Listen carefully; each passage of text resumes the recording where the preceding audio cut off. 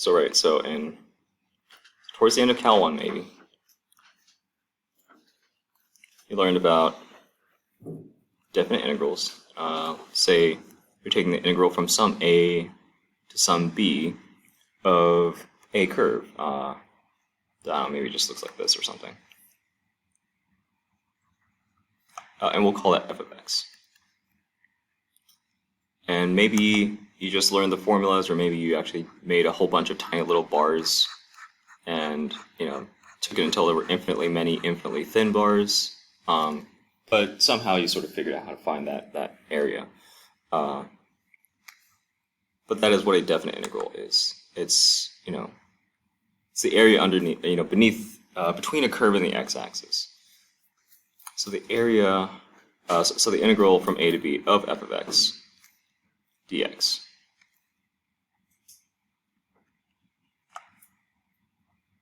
is the area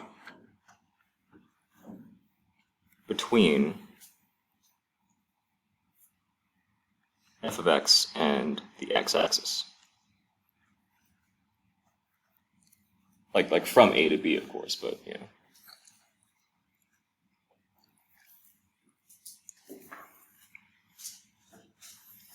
Okay, so what we're going to learn today in Cal 2 is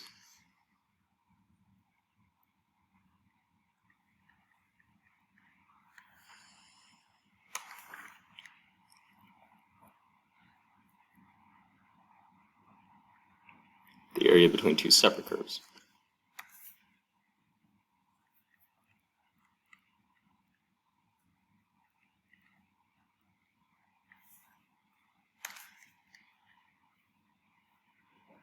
So this area right here.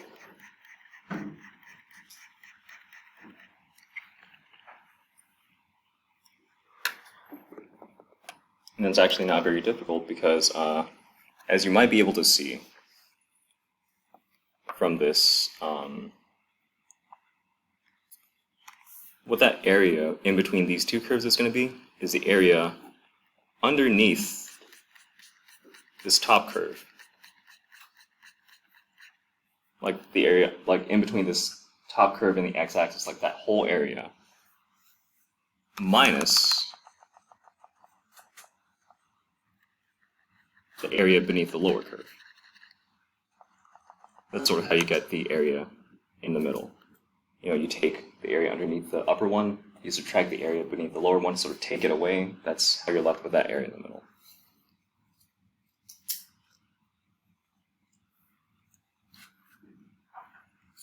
But what that's going to come out to is the integral from a to b of the top curve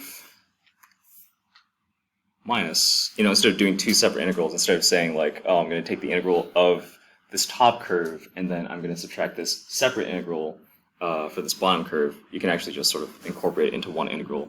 It's the top curve minus the bottom curve, dx.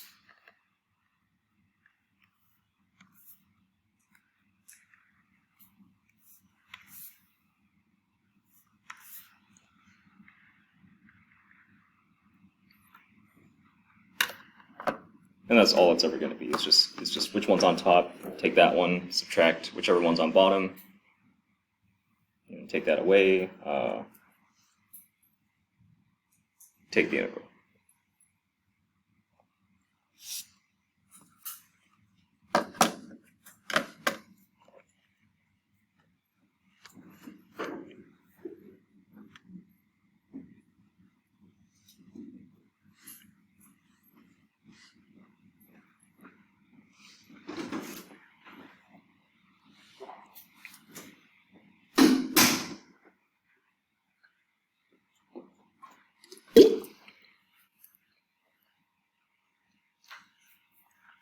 So the two kinds of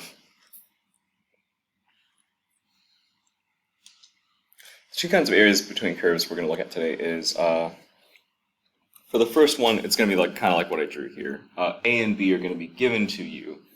They're going to be arbitrary, but they're going to be given to you, and those are going to be your bounds of integration. The second type is if they intersect. So you might notice that these are not intersecting. That means like one of the curves is always on the top and the other curve is always on the bottom. So there's no question as to which one's on top and which one's on bottom.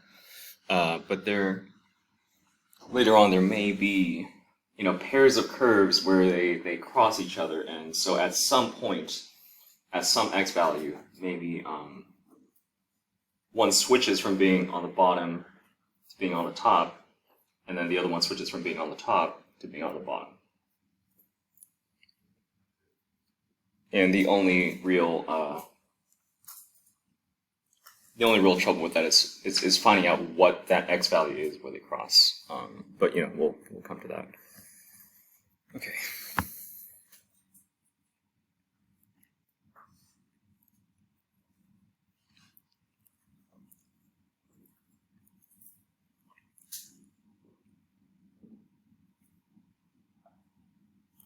So yeah, you guys sort of know how to find the area under a curve from A to B. You can extend that to find the area between curves, which is I've sort of said at least as much.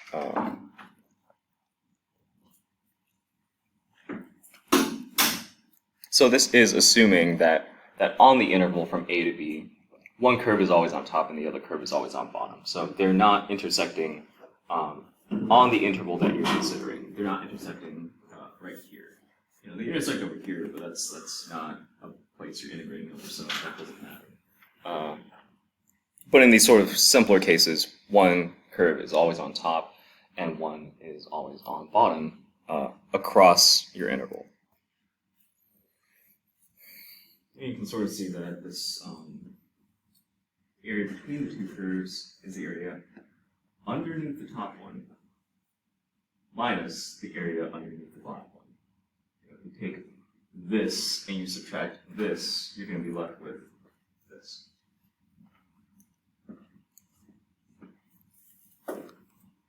So yeah, area between two curves is the area underneath the top one minus the area underneath the bottom one.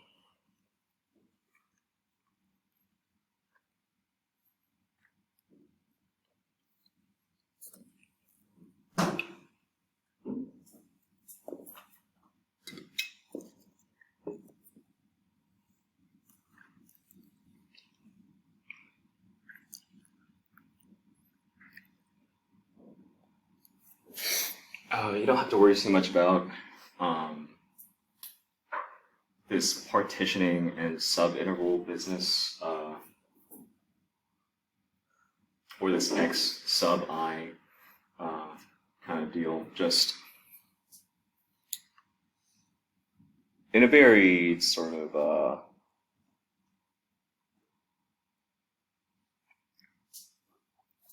like, you don't have to understand the specifics. Just know that the idea is that in order to find this area, you're trying to break it up into a bunch of slices. And the height of each of those slices is given by the formula, the top curve minus the bottom curve. That's what's going to give you the height of each slice, no matter where you're at, the top curve minus the bottom curve. And that's sort of like the reasoning for why, this is sort of like the mathematical breakdown for the reasoning of why the area between curves is, the top minus the bottom. But like, just, you don't need to know this in order to understand that's how you do it. But just know that there is an idea of slicing things up, sort of like infinitely much and infinitely thin.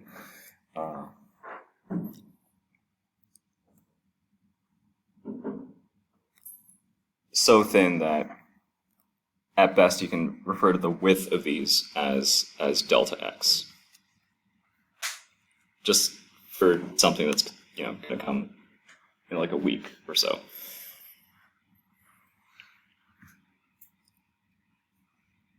And again, there's this sort of like, sub-integral partition summation stuff. That's not super important.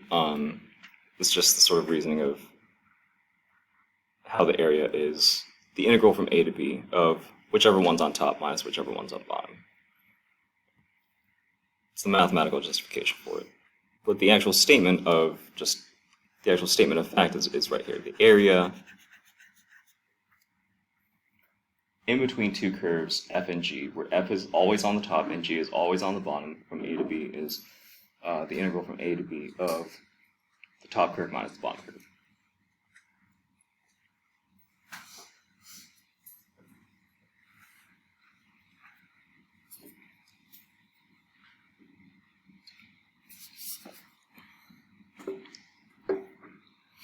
I mean, it's not necessarily a formula that you're going to have to like remember. I mean, it's not. Like, what's probably more important to remember is that this is the interpretation of the area between two curves.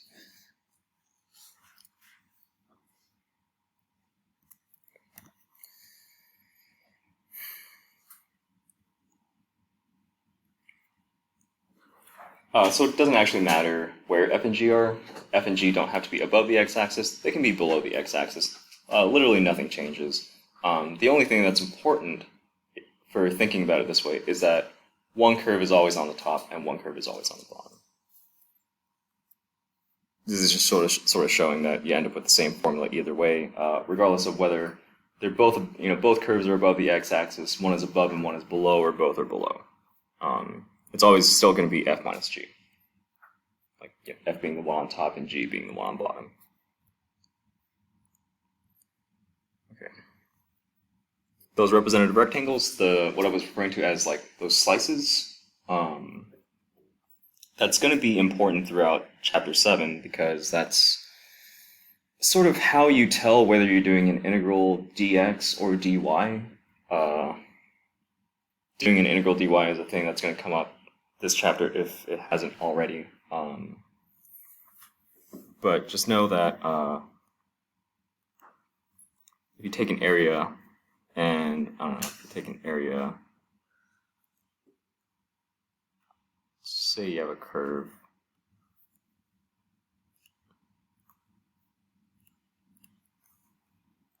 and you're slicing it up into vertical rectangles, very thin vertical rectangles.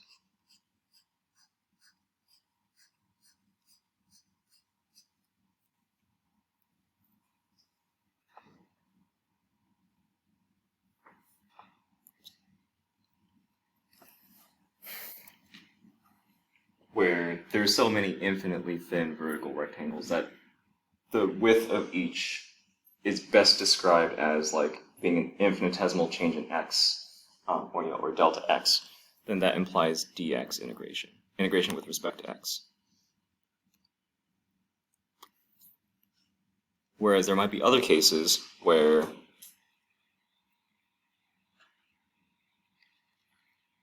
for some reason or another, maybe you're going to want to integrate with respect to y instead. So let's say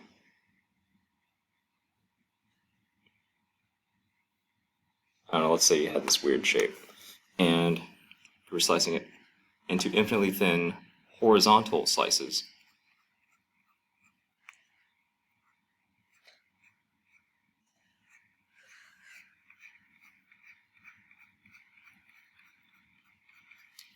So that the width of each rectangle is best described as an infinitesimal change in y, or delta y. That's going to be integration with respect to y. Just that's gonna come up.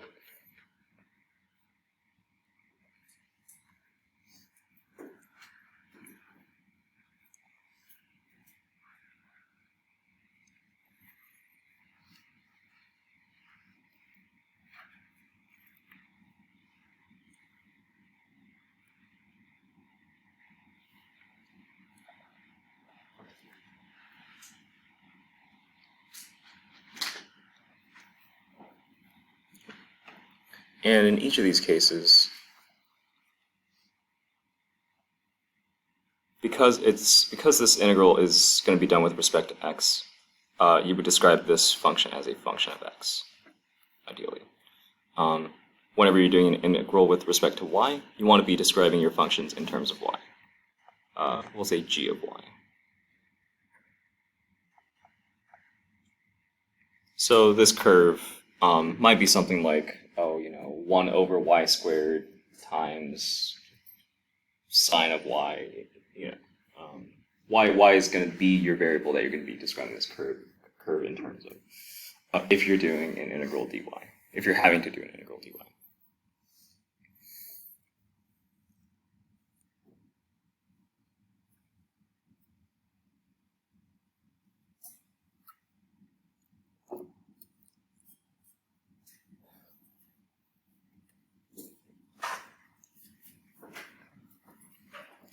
So we'll do one here.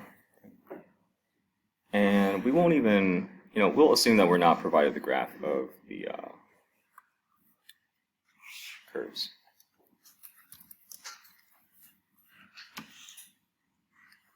Okay. All right, so find the area of the region bounded by the graphs of these two curves, x squared plus 2, y equals negative x, from x equals 0 to x equals 1. X equals 0 and x equals 1, those are just equations of vertical lines that are going to describe, where your integral starts and stops. So if you wanted to draw this,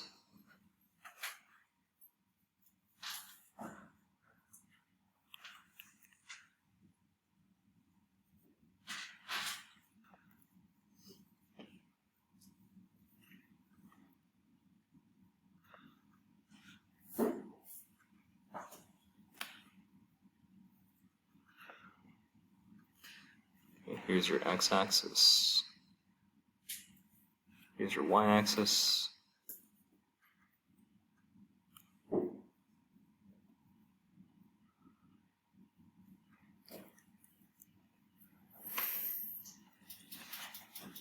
okay, y equals x squared plus 2, that is a parabola that's been shifted vertically upward by 2 units.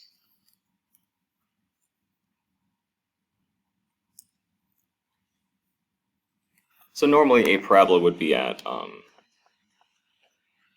0, 0, 1, 1, 2, 4, because y is x squared for a regular parabola.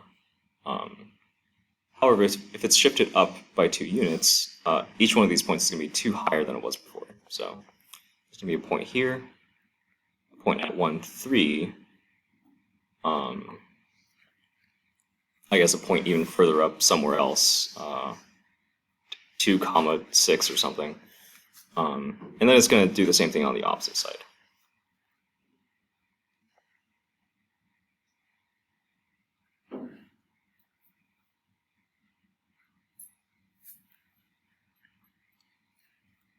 So that's a parabola that's been shifted up by 2 units. Y equals negative x is a line with a slope of -1 and a y-intercept of 0. Right, if you think of it as an mx plus b, m is -1, b is 0.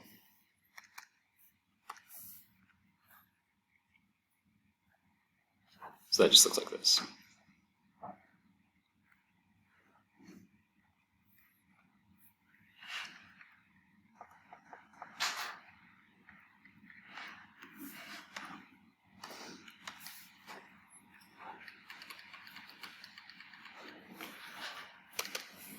And for your two boundaries, x equals 0 and x equals 1,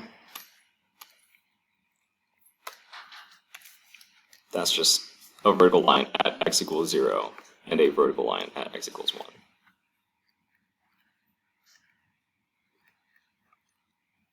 So the enclosed space ends up being this sort of weird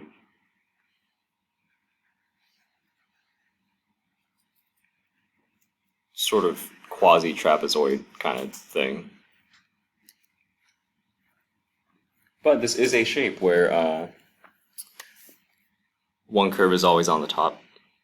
These are not intersecting.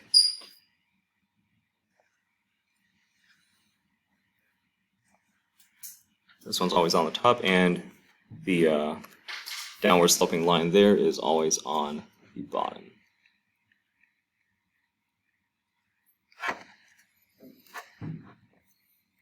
So this area should be able to be represented by the integral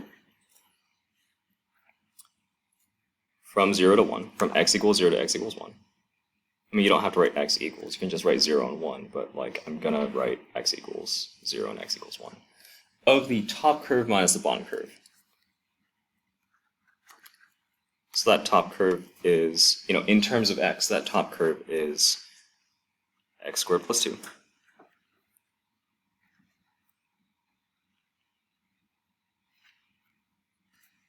Minus the bottom curve.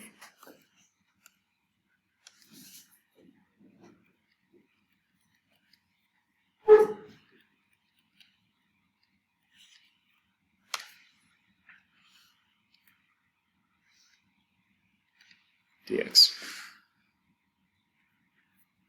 Okay, and whatever the value of that definite integral happens to be, that is going to be the area of that region.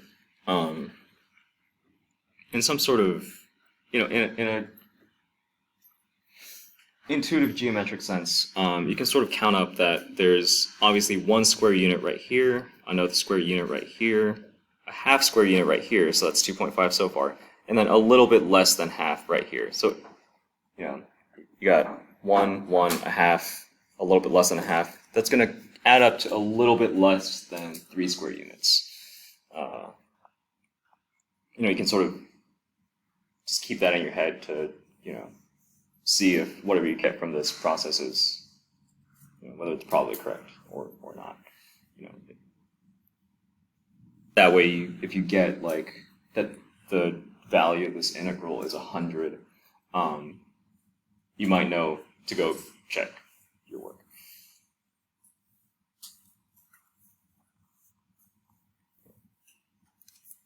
So just simplify this. The integral from 0 to 1 of, you can simplify this x squared plus 2 plus x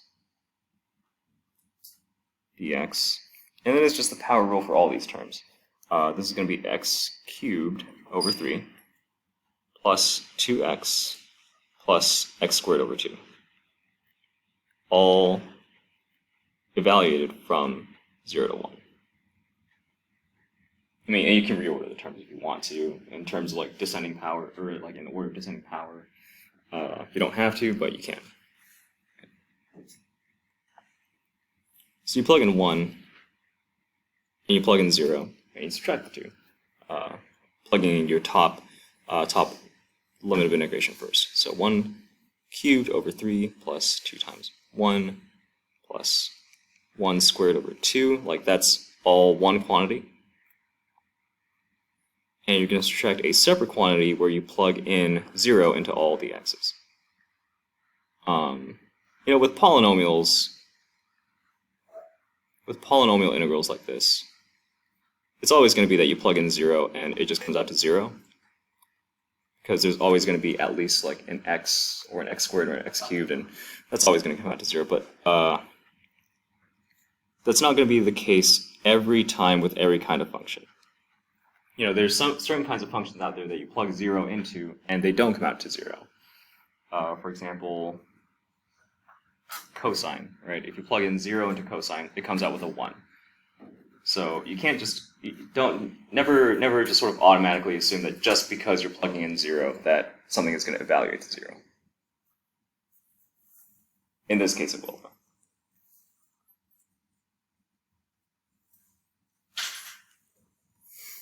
Okay, so this is 1/3 plus 2 plus 1/2. Minus nothing.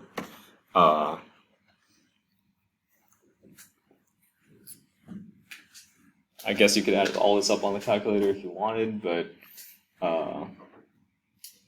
if you got these over a least common denominator, you would describe these in terms of sixths. So that's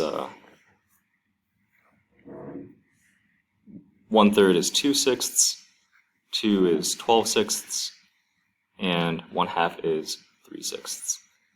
And if you add all those together, that's 14, 17/6.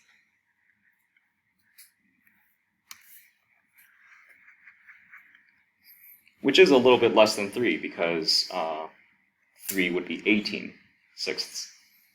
So that's the area. That's around, I mean, you should write this 17/6, but if this helps to sort of picture what value it is, that's around 2.8. Well, it is 2.83 repeating.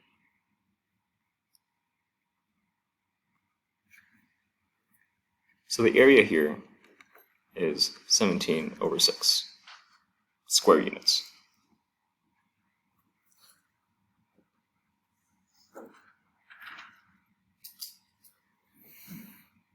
So, yeah, I mean, there are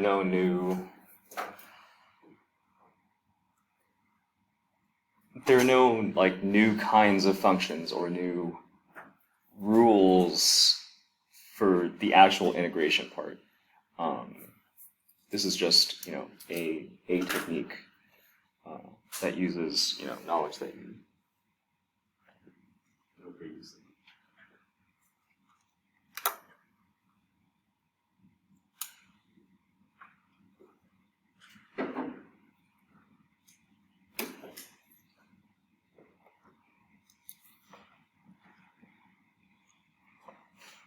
Okay, so that's the first kind of area between two curves. Not too bad. That happens, and again, this happens whenever they don't intersect on your interval. This happens whenever one is always on the top and the other one is always on the bottom. It's just top minus bottom, the integral of that from the beginning of your interval to the end of your interval, from your lower limit of integration to your upper limit of integration. And just whatever numerical value comes out to be, that's the area.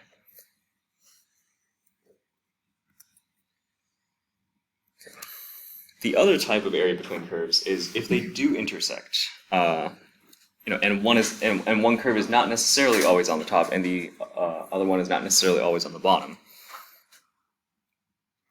Maybe they intersect in the middle of your interval, or maybe you're not given an interval and you have to figure out what it is by finding out where they intersect.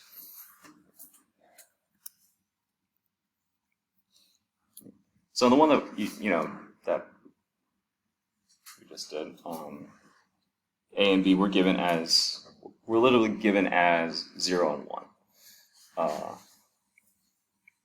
And that's because the two curves that we were given don't intersect, so how are we supposed to know where to start and stop if they don't tell us? But if they do intersect, then A is right here and B is right here. Technically, it's probably more like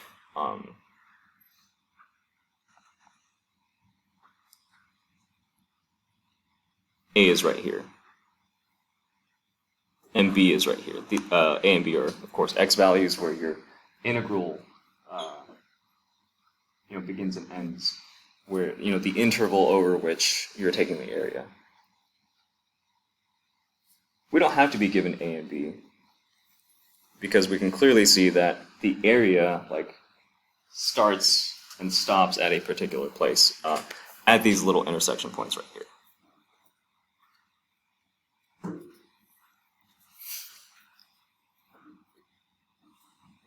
Just sort of looking at it, it looks like A is -2 and that B is +1.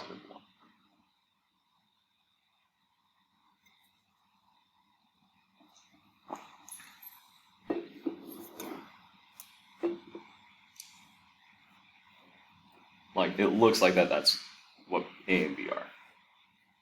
But if you wanted to make absolutely sure that that's where they intersect, and therefore where the area starts and begins, you could take the equation of each. Let's mark the top one with green, that sort of upside down parabola with green, and the line, 45-degree line with blue.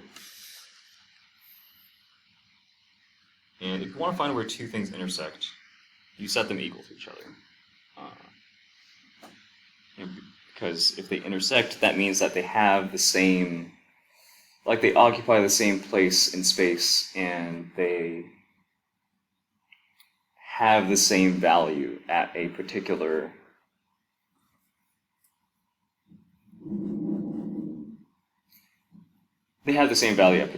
at one or more particular x values. That's how they cross each other, because they're in the same place at the same time. So take one curve and set it equal to the other. That's how you would find your x values of where they intersect.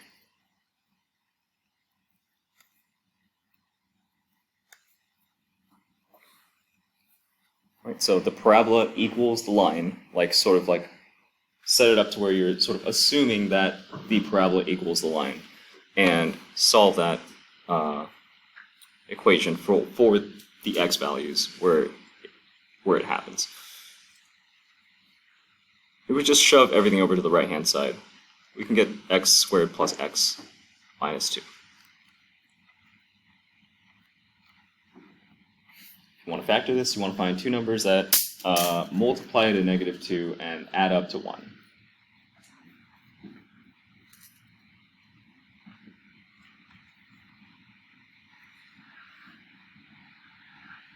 Which are +2 and -1. So your two factors are going to be x plus 1 and x minus 2.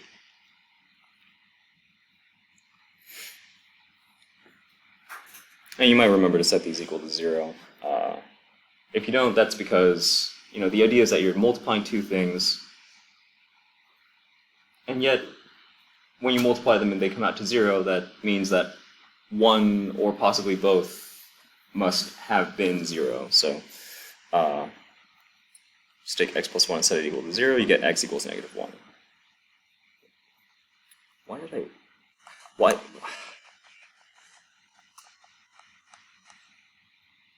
I said x minus 1 and x plus 2, but, or I said -1 and plus 2, but I didn't wrote the opposite. Okay, right, so the factors are x minus 1 and x plus 2. Right, so x equals 1, or x equals -2. Okay. Those are the x values where both of these curves achieve the same y value.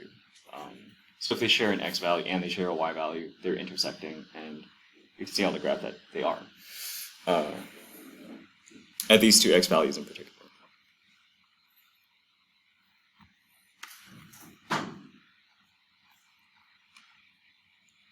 So whichever one's first, and by that I mean whichever one's further to the left, that gets to be A. Whichever one's further to the right, that gets to be B.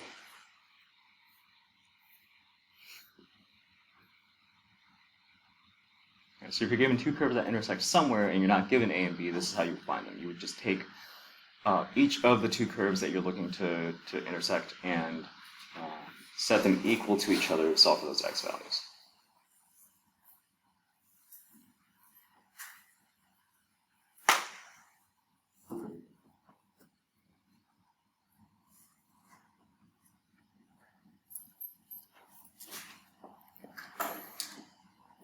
So now that you know A and B, you can actually find this area. The area looks to be about, I don't know, 1.5, 2.5, 3.5, 4 point something maybe. We'll see. But other than that, other than the fact of having to find A and B by setting the curves equal to each other to find out where they intersect, everything else is exactly the same. It's, we'll call this one the top. We'll call this line the bottom. We'll do the integral from A to B, so from -2 to +1. From where they intersect and the area begins to where they intersect and the area ends of the top curve minus the bottom curve. So the top curve being that parabola, that 2 minus x squared.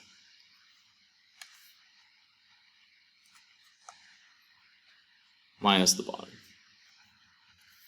The bottom curve just being this sort of x line.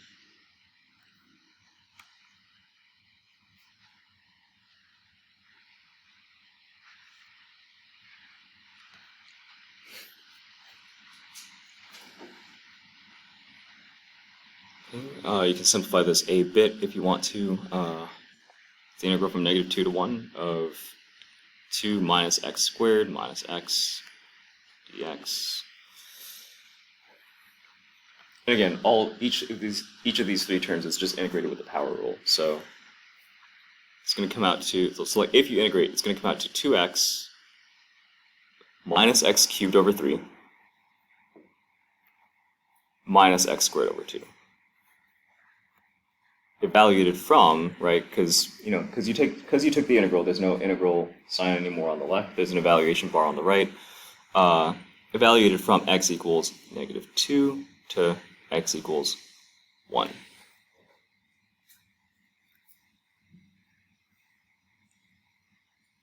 So you plug in 1, that's going to be your first quantity. 2 times 1 minus 1 cubed over 3 minus 1 squared over 2.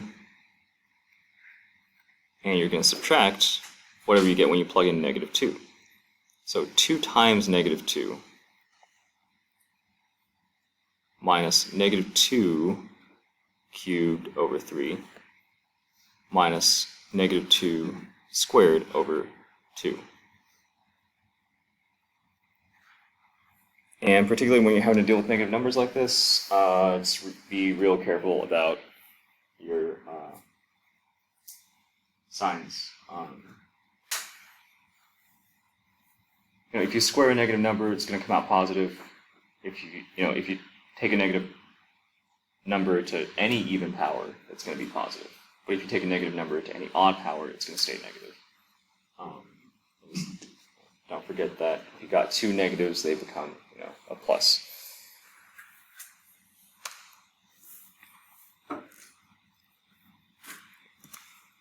Let me just shove this up a little bit.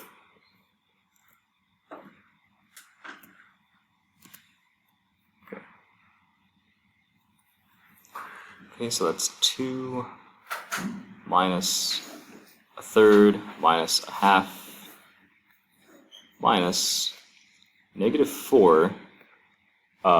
-2 cubed is -8, but there's a minus sign, so it's a plus 8, 8 over 3, plus 8 over 3. -2, if you square that, that's positive 4, but there's a minus in front of it, so that's going to be minus 4 over 2. 4 over 2. Minus 4 over 2 is just minus 2. Okay.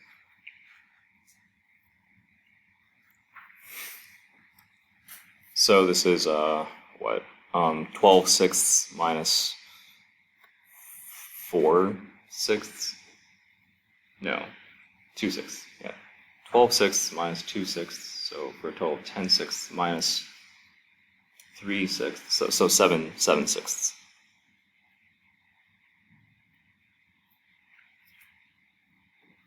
Minus, I guess the least common denominator is, would be to put it into thirds, but, you know what, sure, yeah. This is minus 12 thirds plus 8 thirds, so -4 thirds minus 6 thirds. Yeah, so -10 thirds.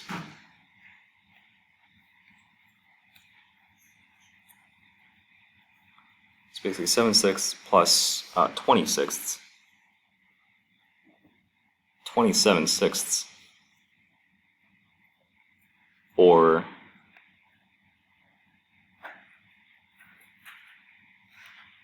simplify a fraction, see if there's any common factors, and just divide both the top and the bottom by those common factors. There's a common factor of 3, so this is 9 over 2.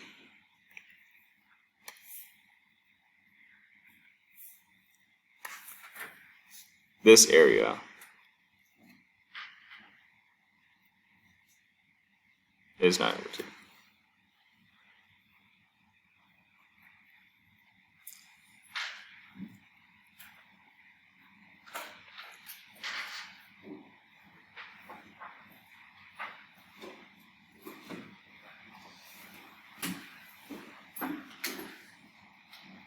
I mean, I don't really know why I explained anything past here. You're not necessarily here to learn arithmetic or algebra, but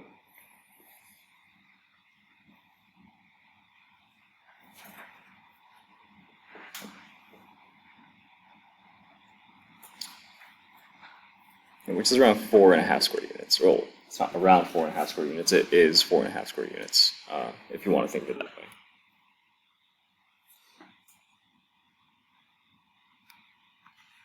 Alright, cool. Didn't mess that up.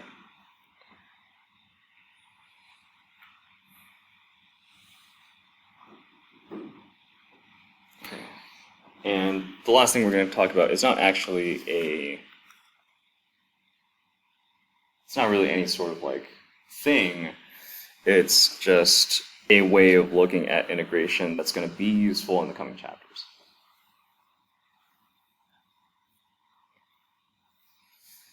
And that's the idea of integration as a process of accumulation, or of this sort of process of collecting area from one point to another.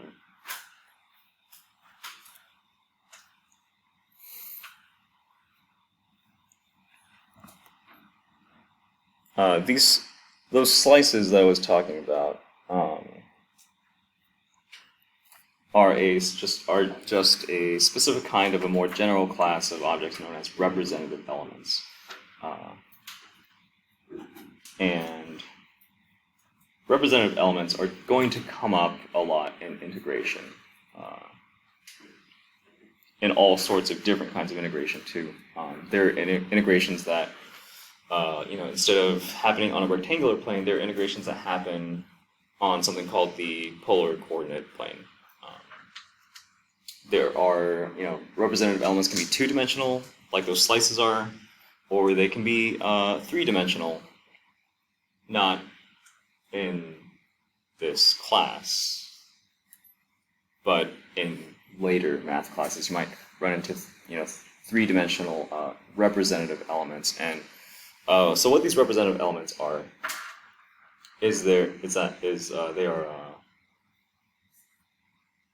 the idea is that you have a bunch of whatever the representative element is. They're like, infinitely thin or, infinitely narrow or whatever, and you just add up a bunch of them to get an area or to get a volume or something like that.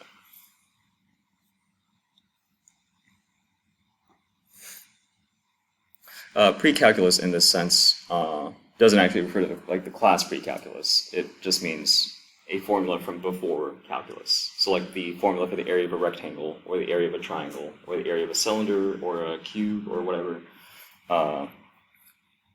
You sort of form a sort of theoretical, representative element that you're going to add up a whole bunch of. You do add up a whole bunch of them, and that leads you to a new formula. Now, obviously, you're not going to have to discover these formulas yourself. They're going to be what you learn, but each of those formulas have a basis in the idea of adding up an infinite amount of some representative element. So far, the only representative element you've had to deal with is the rectangle.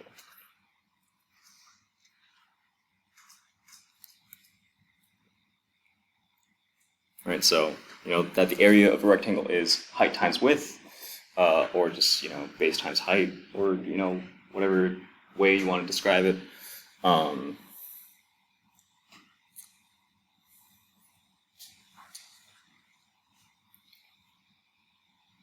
Then the representative element is a rectangle with the height of f of x minus g of x. Like, that's the height of the rectangle.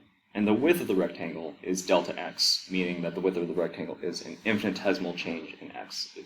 It's a very, very, very thin rectangle, an infinitely thin rectangle, actually. And you just take, and not even in like any mathematically rigorous way, just sort of conceptually, you take a bunch of these infinitely thin rectangles and you just sort of smush them together, and then you come out with a integration formula that is, that is derived from this representative element. Because the height of the rectangle is f of x minus g of x. That's what goes inside the integrand here. Because the width of the rectangle is an infinitesimally small change in x, the integral is dx. And it goes from, whatever values of a and b you want. But that is the area of this, of the actual area between two curves.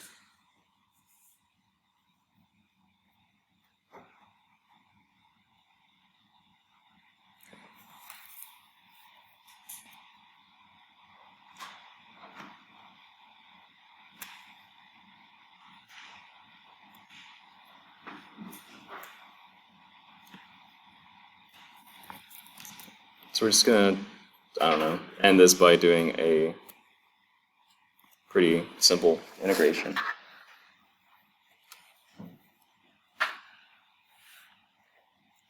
And just seeing a sort of different way of looking at what it means to integrate or to find the area underneath of something. So y equals 4 minus x squared is an upside-down parabola, right? A parabola because you can see that there's an x squared in there, upside down because there's a minus, and it's an upside-down parabola that's been shifted up by 4 units because of that 4 that's there. So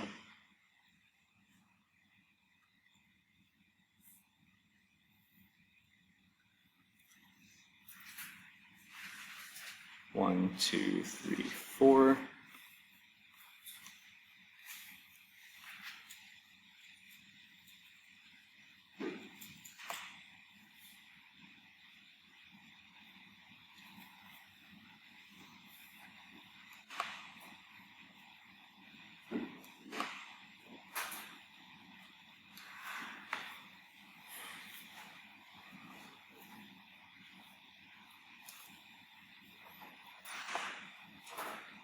So that's negative. So that crosses at negative 2 and 2. And, if you don't believe it visually, you can see where it crosses the x-axis by taking 4 minus x squared and setting it to intersect with the x-axis by setting it equal to the x-axis, which is y equals 0. Then you get 4 equals x squared. Then, in that case, x is plus or minus 2.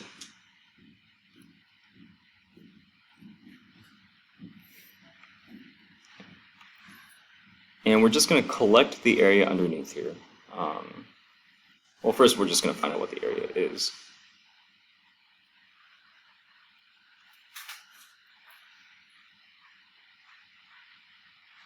We're going to slice it up this way.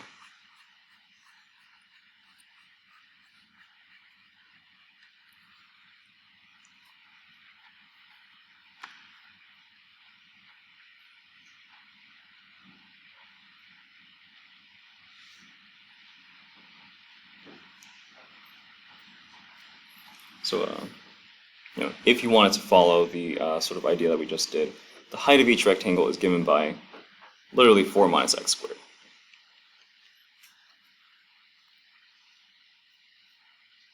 The width of each rectangle is delta x, and so you add up a bunch of these together and you come out with the integration formula of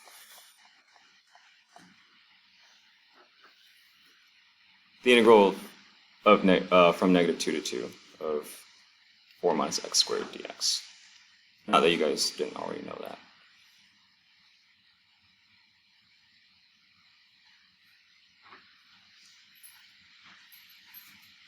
Okay. Integrate 4, it becomes 4x.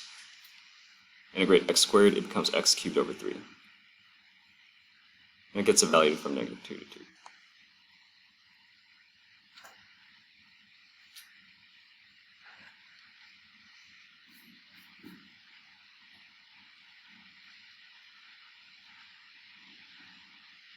Plug in 2 first.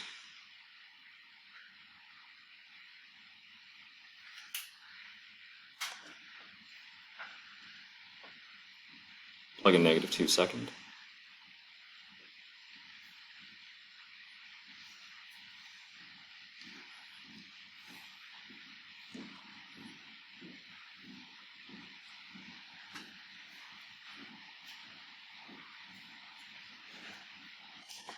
That's not 16. It's 8. It's 8 minus 8 thirds. Okay. Minus -8 plus 8 thirds.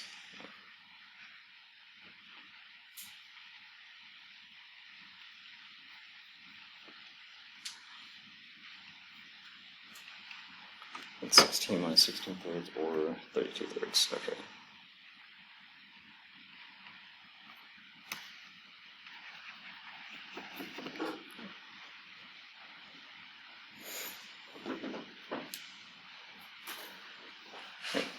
So the area underneath this curve is 32 thirds, or 10.6 repeating. So there's about, a little less than 11 square units contained underneath this this curve here.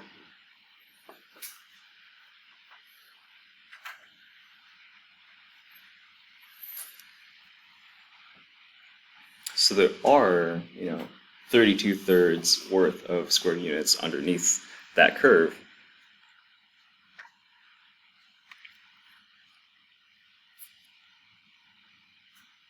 But one way that you can think of it is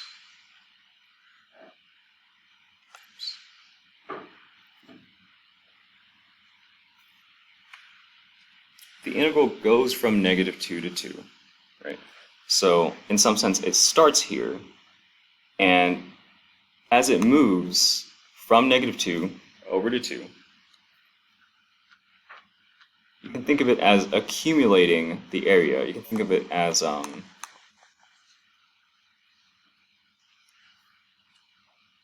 it starts at -2 and goes just to the right until it hits -2 where it stops, but along the way it's sort of collecting these little infinitely thin rectangles, and adding them up.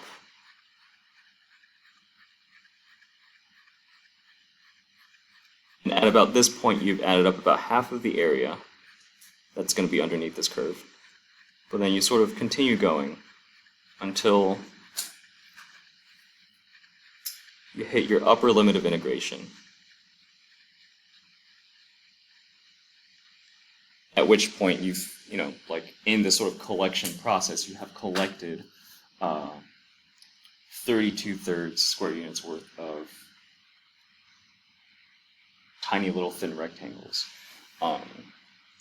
So that's like a way of thinking about integration that's going to become useful later with,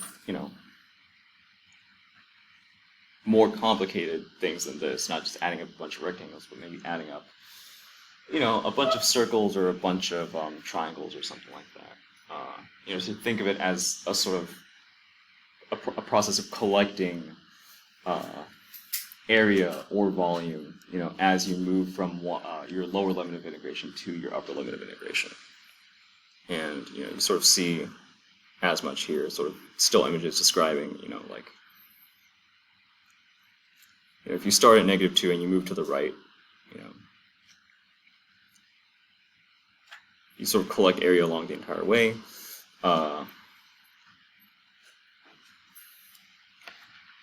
So here's where you're starting at -2, and you haven't moved at all yet, so you've collected no area. And here you're starting at -2, and you've only made it as far as -1, so you haven't collected very much area yet. You've only collected 5 thirds. Or you start at -2 and you get halfway. So at this point you've collected 16 thirds. You move a little further, you've got 9 units, and then you move the entire way to +2, and by that time you've collected 32 thirds units. And it's just a way of thinking about it that's going to be useful later. Not particularly for this section, but later.